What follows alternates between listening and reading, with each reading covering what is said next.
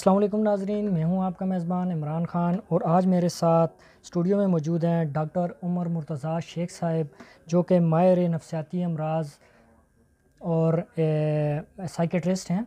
तो इनसे हम जानेंगे कि इनके पास गुज़श्ता दौर में किस किस्म के, हमें तो इतना इल्म नहीं है नफसियाती अमराज़ का, तो कैसे कैसे मरीज़ आते हैं, तो इन्हीं से जानते हैं। अस्सलाम वालेकुम उमर भाई। वालेकुम सलाम इमरान। जी सर, आप हमें बताएंगे, हमें नफसियाती अमराज़ के बारे में इतना इल्म तो नहीं है, तो इससे हमें हमारी ऑडियंस को थोड़ा सा गाइड करेंगे कि किस तरह के मरीज़ आपके पास ज़्यादातर आते हैं। इमरान देखें, जज़ाकल्लाह खैर, आपने मुझे दावत दी यहाँ पे आने के लिए, और मैं सोचता हूँ कि ये एक आपने एक बहुत अच्छा कदम उठाया, क्योंकि एक तो ये कि हम लोग नफ्सियात साइकेट्री के अंदर जहनी सेहत के ऊपर बात करते हैं, जहनी अमराज़ के ऊपर बात करते हैं, और मई का महीना जो अभी अभी चल रहा है हमारा, इसको हम लोग एज अवेयरनेस के तौर पे इसको लेते हुए हैं। हमारे माशरे में एक बहुत बड़ा मसला है, अलमिया कह सकते हैं, कि वो जहनी अमराज़ को ना जानते हैं ना जानना चाहते हैं। ज़्यादातर लोग पता भी चल जाए या किसी को लेके आए, घर वाले बच्चे लेके आए, बड़े लेके आए, तो काफ़ी का ये पहले सवाल होता है कि भाई डॉक्टर साहब ये मुझे ले आए हैं, मेरे को पागल तो नहीं है। ठीक है, एक तो इसको मैं हम लोग चाहेंगे अगर बाद में बात करते हैं तो इसको मैं क्लियर करूं कि ये क्या चीज़ है ताकि पता हो। दूसरा, काफ़ी लोगों को ये नहीं पता कि नफसियाती अमराज़ होती क्या है। ये हम लोग इसके ऊपर अगर बात करें तो बहुत फ़ायदेमंद होगा लोगों के लिए, क्योंकि नफसियाती अमराज़ या नफसियाती मसाइल को हम लोग लें तो एक आम सी परेशानी या स्ट्रेस को भी हम लोग कह सकते हैं ये साइकोलॉजिकल स्ट्रेस है। और वही स्ट्रेस अगर उसको हम लोग ख़त्म नहीं करते या उसके लिए कोई तदाबीर नहीं लेते जिससे उसको कम किया जाए या हटाया जाए, वक्त के साथ नफसियाती बीमारी की शक्ल ले लेता है। और जितना ज़्यादा वक्त उस बीमारी में गुज़रता है तो वो कम से उसकी शिद्दत बढ़ती जाती है, और एक लेवल ऐसा आता है जिस वक्त इंसान को ख़ुद होश नहीं होता कि वो क्या कर रहा है, तो लोग कहते हैं कि ये पागल हो गए। इसकी मिसाल हम लोग ये भी कह सकते हैं कि जिस तरह अब खाली बुखार है, बुखार को आप छोड़ दें तो काफ़ी दफ़ा वो ख़ुद ठीक हो जाता है, लेकिन जिसके अंदर बिगड़ता है तो वो टीबी भी बन सकता है, गर्दन तोड़ बुखार भी बन सकता है, कैंसर भी बन सकता है, मौत की वजह भी बन सकती है। लोग कहते हैं ना कि आया था आराम से और बंदा चलता आया है, डॉक्टरों ने कुछ किया कुछ हो गया, नहीं, वो आया क्यों है। एक बात तो ये, ठीक है। अब मैं ये समझाना चाहता हूँ कि ये नफसियाती बीमारियाँ भी इसी तरह हैं कि अगर आप उसको छोड़ देते हैं वक्त के साथ वो जमा होती जाती है। जैसे अगर आप एक काम छोड़ दें, आपको होमवर्क मिल रहा है, आप साल का होमवर्क छोड़ दें और इम्तिहान से पहले आपने वो सारा जमा कराना है, तो क्या होगा? डेफिनेटली फेल होंगे, ना कुछ कर सकेंगे। उतने थोड़े वक्त के अंदर आपके ऊपर परेशानी इतनी आ जाएगी, स्ट्रेस इतना हो जाएगा कि वो आपको पता होना नहीं है। ठीक है, तो उसके अंदर आपकी जो एंग्जाइटी है, घबराहट है और खौफ होगा। किस चीज़ का खौफ होगा? नाकामी का। ठीक है, और पता भी है कि गलती किसकी है, मेरी है, तो मैं कोई जस्टिफिकेशन, कोई हुज्जत पैदा नहीं कर सकता। उसकी वजह से वो चीज़ जब कॉन्टीन्यूस होगी और नतीजे के खौफ से उसके अंदर वो कैफियत बढ़ती जाएगी। ठीक है, अब उसकी शिद्दत ज़्यादा हो, किसी के अंदर कम हो, तो उसके हिसाब से ये चीज़ होती है। तो नफसियाती बीमारियाँ हमें वैसे देखा जाए कि नफसियाती मसाइल आपकी हल्की सी परेशानी, खौफ, घबराहट, वहम, परेशान रहना, गमज़दा रहना, नींद का ना आना, जिस्म में दर्द, सर में दर्द, बिला वजह जिस्म में आग निकलना या महसूस होना कोई चीज़ किसी जगह से सर से आग निकल रही है या सर में जिस तरह सुइयाँ चुभ रही हैं, इस तरह के मामलात, मैदे का मसला होना, किसी भी परेशानी के मौके में मैदे में गुड़गुड़ वो कहते हैं कि अजीब होता है, और उसकी वजह से वो ज़्यादातर मैदे के डॉक्टरों के पास जा के सालों सालों इलाज करा के आराम नहीं आता। तो वो किस लिए कि जी दिमागी मसला नहीं है, तो डॉक्टर के पास, दिमाग के डॉक्टर के पास नहीं जाने कि हम लोग पागल नहीं हैं। तो वो अरसा दराज खाते रहते, आराम नहीं आता, वो डॉक्टरों के पास जा के वो चीज़ और बिगड़ती जाती है क्योंकि सही इलाज नहीं होता। और फिर आखिर में जब आते हैं वो उस तरह आते नहीं हैं, वो लाए जाते हैं, और किस तरह? ज़बरदस्ती। तो मैं नॉर्मली कहता हूँ कि 3 किस्म के लोग आते हैं हमारे पास। एक वो जिनको बीमारी की शिद्दत होती है, ठीक है, और उनको कुछ थोड़ा बहुत नो हाउ हो जाता है आसपास लोगों से, रिश्तेदारों में। एक वो जिनको पकड़ के लाते हैं, पकड़ के लाते हैं क्योंकि वो होश खो चुके होते हैं, या उन पे जिन चढ़ रहे होते हैं, या उनको दौरे पड़ रहे होते हैं, ठीक है। तीसरा वो जो सारी जगहों से कंगाल होके ना कुछ नहीं रहता, तो फिर उनको कहते हो यार फलाने को चेक करा के ना, पागल हो गए।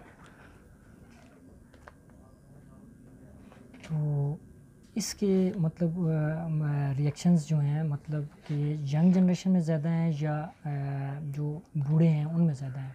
देखिए इमरान, जिस तरह जितनी तेज़ी से वक्त गुज़र रहा है,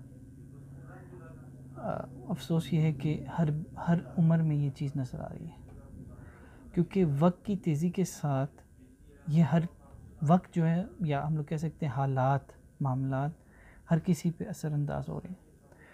अभी डिप्रेशन पहले होता था 7-8 साल में आ जाए, अब 3 साल के बच्चे के अंदर भी डिप्रेशन आ रही है। हम लोग 3 साल के बच्चे को भी कह सकते हैं, उसके अंदर आदमी कहते हैं कि डिप्रेशन है, और 90 साल के बंदे के अंदर भी है, ठीक है।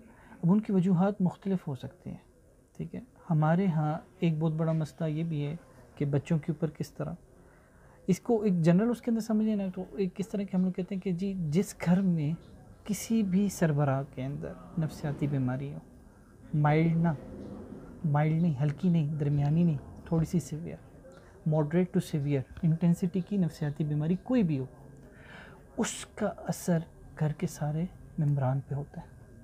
अब अगर उसको एंग्जाइटी की है, घबराहट है, अब आपको तो नहीं समझ आएगी मुझे एकदम दौरा पड़ जाए, सांस फूलने लग जाए, मैं बोलूँ मैं मर रहा हूँ, आपको तो खौफ आएगा कि वालिद है या वालिदा है बीमार है और उनको वाक़तन हो रहा है, वो वाक़तन कैफियत होती है, लेकिन आपको समझ नहीं आएगी। तो आपके लिए सबसे बड़ी फ़िगर कौन सी है, कीमती फ़िगर कौन सी है? वालिद साहब, वालिदा। अब उनके ऊपर एक ऐसी कैफियत आ रही है कि वो ख़ुद भी कह रहे हैं मैं मर रहा हूँ, तो आपसे बर्दाश्त होगा? ठीक है। आपके ऊपर क्या आएगा? एक स्ट्रेस आएगा, शिद्दत का आएगा, ठीक है। और वक्त के साथ जब वो बार बार चीज़ आ रही हो, ठीक है, अब वो दूसरी जगह अगर उदासी है तो वालिद के साथ या वालिदा के साथ आपका ताल्लुक़ ही नहीं होगा, क्योंकि वो उदासी की वजह से, डिप्रेशन की वजह से ख़ुद चुप रहेंगे, अपने रोएंगे या अलहदा रहेंगे, या किसी और नफसियाती बीमारी की वजह से उस बीमारी की नौइयत के हिसाब से वो उतना जितना टाइम बाकी लोगों को चाहिए नहीं दे सकेंगे, ठीक है। और वो सालों का वक्त होगा, ये नहीं कि एक दिन का, ये एक घंटे की बात नहीं होती, ये सालों की बात होती है। मैंने जिस तरह बोला कि डॉक्टरों के पास तो, साइकेट्रिस्ट के पास तो जल्दी जल्दी आते नहीं हैं। कितनी दफ़ा ऐसा होता है कि काफ़ी दूसरे मेडिकल से रिलेटेड शोबे वाले कहते हैं ये दवाइयाँ ना लो, ये तो पागलों की हैं, जबकि ऐसा नहीं है, ठीक है। नफसियाती बीमारी तो ये हर किसी के साथ हो भी सकती है, और उसके अंदर मामला इसकी एक, वैसे मैं एक बात कर दूं कि यानी कि हम लोग जितना बुरा समझते हैं और बुरा बनाया हुआ है ना, अगर आप कुरान मजीद और हदीस को पढ़ें ना, तो हमें क्या मिलता है कि हज़रत यूसुफ़ अलैहिस्सलाम के जो मामला है, किस्सा है, उसके अंदर हमें क्या मिलता है कि हज़रत यूसुफ़ अलैहिस्सलाम को जब उनके भाइयों ने जिस तरह भी कहा, वाले साहब को आके बोला हज़रत याकूब अलैहिस्सलाम को कि यूसुफ़ मर गए, तो उन्होंने क्या शुरू किया? रोना शुरू किया। बिल्कुल। कितने साल रोए? कोई कहते हैं 10 साल, कोई कहते हैं 20 साल, कोई कहते हैं 40 साल, ठीक है। अल्लाह की तरफ से कभी हुक्म आया तू नबी है चुप हो जा? अल्लाह की तरफ से कभी हुक्म आया कि तू मर्द है चुप हो जा? हमारे यहाँ क्या कहते हैं? फिर रसूल सल्लल्लाहु अलैहि वसल्लम की ज़िंदगी में हज़रत खदीजा रज़ियल्लाहु तआला अन्हा जब फोत हुई, 1 साल तक रसूलुल्लाह मुस्कुराए नहीं। उस साल को गम का साल कहा जाता है। क्यों कहा जाता है? गम क्या है? हम लोग क्या कहते हैं? हम पागल। जो दीन कह रहे हैं, ये दीन बताता है, हम लोग उस पर अमल नहीं करते। तो एक तो ये चीज़ है ना कि आपको मसला है और आप जाते हैं किसी के पास, वो कहते हैं तुम्हें ईमान की कमी है, आपके ऊपर क्या जाएगा? खुशी होगी? गम होगा? आपको होगा वाक़यातन शायद मेरे अंदर ईमान की कमी है, लेकिन आपने कोई गलत काम नहीं किया हुआ, फिर आपकी वो परेशानी कम होगी, ज़्यादा होगी? कम होगी डेफिनेटली।